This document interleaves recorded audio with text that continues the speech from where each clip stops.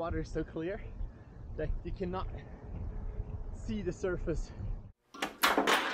Welcome to Mast Aluminium. And welcome to St Moritz, which is over 1800 meters above sea level, about 6,000 feet, and you feel that pumping. It's hard on your breath. So you might know St Moritz from the overpriced hotels, the winter sport destination, or some crazy sports like the snow polo. But St Moritz can be really nice. If you look away from the town and look towards the mountain and the forest, it is beautiful. But you might say, how will I ever be able to spend the night if one night in a hotel is $500–600? For that, I highly recommend the youth hostel. You don't have to be young to be in it, and it's 70 francs, which is about $75–80 for the night, including a phenomenal breakfast.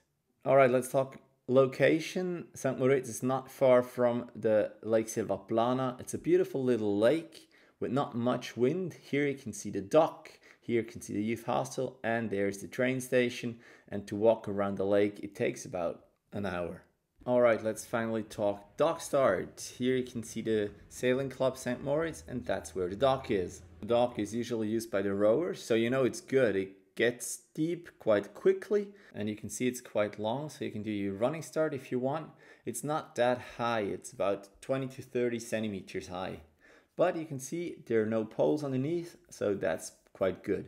You have enough space to place and rig your gear. It's not very busy, so you're not in the way of each other. There are 2–3 rowing boats in the morning. So here you can see me going for the first start. The dock itself moves a bit, as you can see.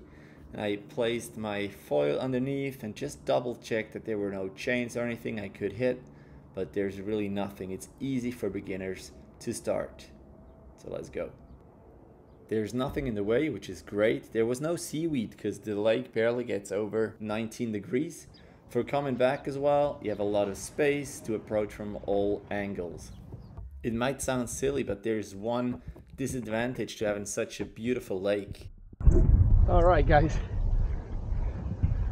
The lake is so perfectly clear, the water is so clear that you cannot see the surface.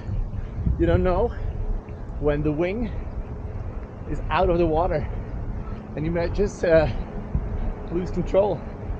And the closer you get to the shore, you can see the ground, and you don't know how deep it is, which is really scary. And all right, I have my sunglasses here.